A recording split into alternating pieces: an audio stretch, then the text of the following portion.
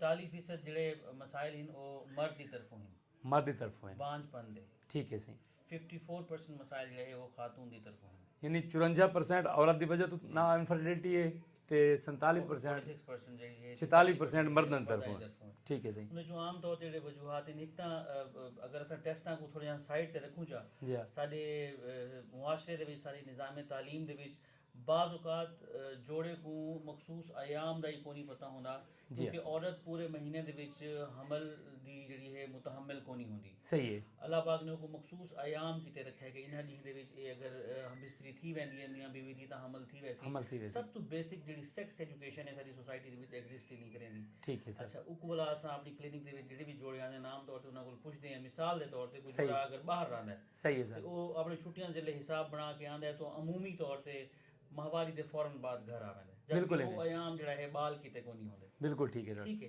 एक तो पहली चीज़ ये है कि कपल दी ई चीज़ दी उन्होंने को आगाही दी वने कि किहड़े अयाम हिन जिन्हां दे विच हम बिस्तरी करके जिहड़ा है हमल दी नेमत तो जिहड़ा है ज्यादा चांस किहड़े दियां दे दरमियानी दी सादा अल्फाज मसलन ये कि आज माहवारी आई है 15 तारीख को, तो ये पहला दी है। ठीक है सर। तो दरमियानी अयाम जिहड़े 9 तो 20 दी हिन इन्हां दे विच हम बिस्तरी करके नहीं ये दसो डॉक्टर साहब सारे जी आम रूटीन है ना ਜਿਹੜੇ ਲੋਕ औलाद वास्ते सिखते पे होंगे ਉਹ बेचारे दी रात वाला ना ये कम करेंदे पे होंगे क्योंकि ताकि सारा को अल्लाह पाक बच्चा दे दे।